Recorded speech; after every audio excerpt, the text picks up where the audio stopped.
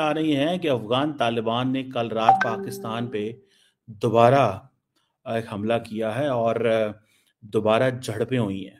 इसका मतलब ये है कि अफगान तालिबान कोशिश कर रहे हैं कि किसी तरीके से जो टीटीपी है उनको पाकिस्तान के अंदर भेजा जाए। और होता ये है कि समटाइम्स जब वो पाकिस्तान के अंदर पेनिट्रेट करना चाहते हैं और अगर वजीर आजम मियां शहबाज शरीफ का एपेक्स कमेटी के इजलास में इजहार ख्याल। वजीर आजम ने कहा कि मुल्क से फितना अल खवारिज का मुकम्मल सफाया करने का वक्त आ गया। कुरम अमन मुआहदे के तहत पहला काफिला पाराचीनार रवाना करने की तैयारियां मुकम्मल कर ली गई हैं। सरकारी जराये के मुताबिक गजाई सामान की 80 गाड़ियों पर मुश्तमिल काफिला कल सुबह 10 बजे टल से पाराचीनार रवाना होगा। बाकायदा तौर पर उनके लिए अफगान हुकूमत ने अखराजात करके ऐसे लोगों को आबाद किया है कि जिनका ताल्लुक वज़ीरिस्तान से है।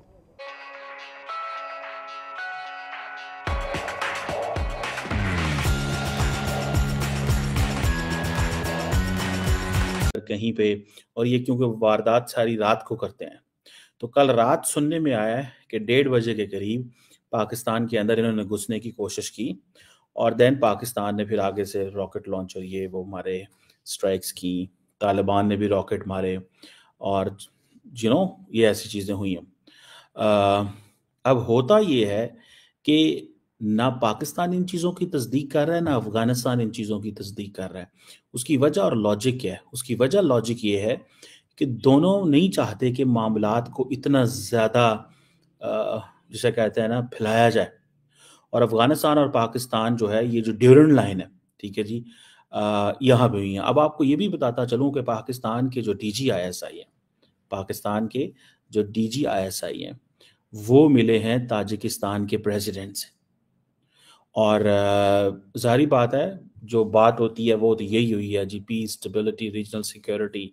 और क्योंकि पाकिस्तान आजकल ये भी रिसेंटली बात हुई थी कि जी वाखान कॉरिडोर जो है पाकिस्तान चाहता है कि शायद उसको 2 हिस्सों में तकसीम कर दिया जाए, यानी कि वहाँ से काट दिया जाए ताजिकिस्तान को, अफ़गानिस्तान की इस टेरिटरी को। ये आप थोड़ा सा इसको ज़रा मुलाज़ा फरमाएं। ये है वो टेरिटरी। ये ग्रीन में आपको पाकिस्तान नज़र आ रहा है, ये जो लाइट लिटिल जो है पर्पलिश ये आपको ताजिकिस्तान नज़र आ रहा है, ये जो पर्पल है, ये जो सॉरी ये जो पिंक सा नज़र आ रहा है ऑलमोस्ट लाइट पिंक, ये ताजिकिस्तान है। ये जो पर्पल है ये वाखान कॉरिडोर है। ये जहाँ पे ये पिन है, इस पिन पे कहा जा रहा है कि शायद पाकिस्तान इसको कट करके तो सेंट्रल एशिया तक एक्सेस बना ले।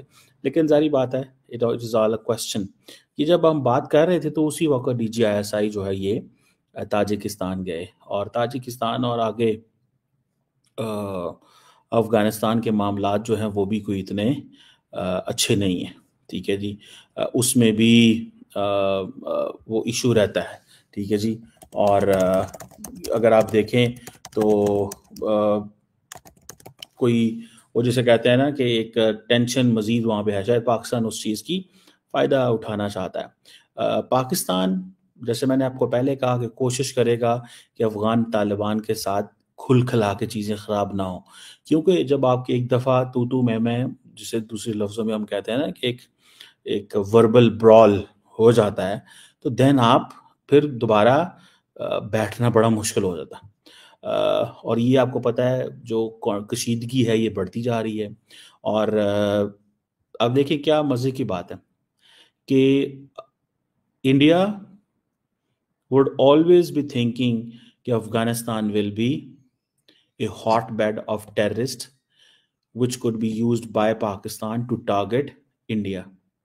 आज पाकिस्तान वही चीज़ कह रहा है कि Afghanistan is a territory which is against Pakistan, which is a territory which the Taliban are giving to TTP and militant organization and to other hostile agencies in the region, जो वो हमारे खिलाफ कुछ कर सके। सो देख पाकिस्तानी फैमिलीज़ का वहाँ पे रहना, इस पर ज़ाहिर है कि सवाल उठाया जा सकता है कि पाकिस्तानी फैमिलीज़ वहाँ पर क्यों रह रही हैं। एक तो जब हम वज़ीरिस्तान में फ़ौजी ऑपरेशंस की बात करते हैं तो बहुत सारे लोगों ने नकल मकानी की थी और वो मुंतकिल हुए थे बनू, वो मुंतकिल हुए थे टांक और डेरा इस्माइल ख़ान और पाकिस्तान के बाकी शहरों में भी।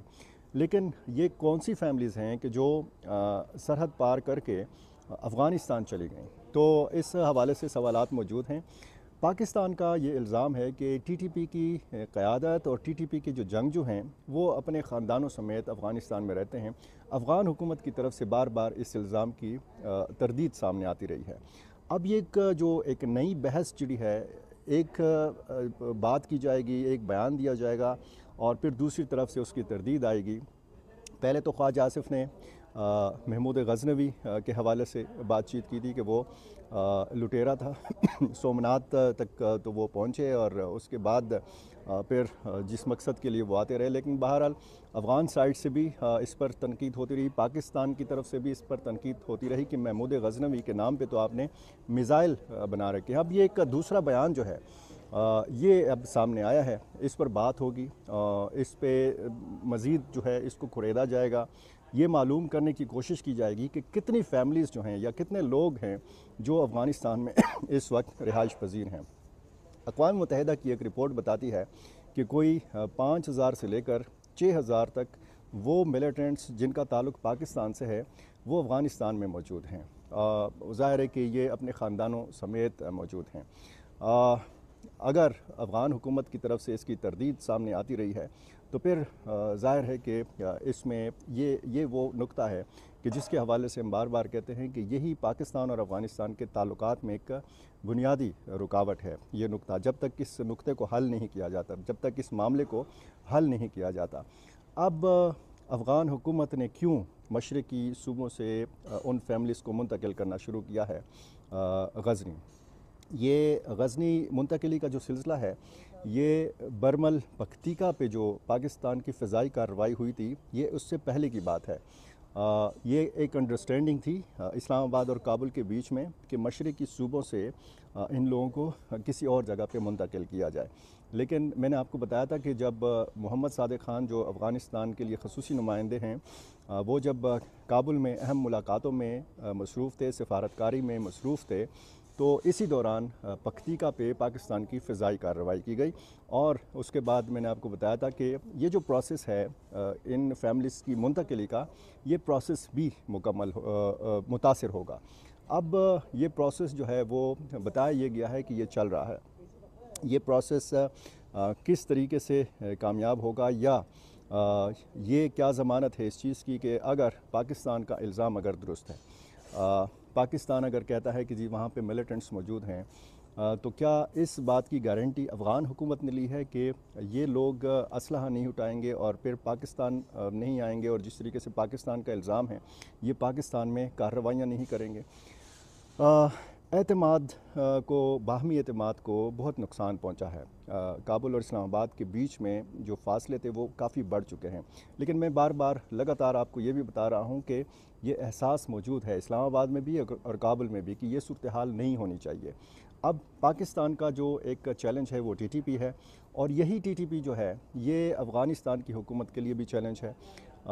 टीटीपी के लोगों ने भी बैत कर रखी है शेख हिब्बतुल्लाह अख़ुंज़ादा के हाथ के ऊपर और उनको वो सुप्रीम लीडर मानते हैं और 20 साला जो जदोजहद की अफ़गान तालिबान ने अमेरिका और नेटो फोर्सेस के ख़िलाफ़, तो उसमें टीटीपी के जो जंगजू थे उन्होंने भी साथ दिया और ये सारे जो मौजूदा अफ़गान काबीना के लोग आपको नज़र आते हैं ये सारे के सारे अफ़गानिस्तान में मौजूद नहीं थे।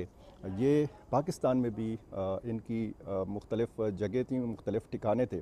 मुल्ला अख्तर मंसूर को आपको पता है पाकिस्तान के अंदर मारा गया था, जो मुल्ला उमर के बाद सुप्रीम लीडर बने थे। तो ये सारी सूरत हाल जो है देखना अब यह है कि इस मामले को कैसे मंतकी अंजाम तक पहुँचाया गया। क्यों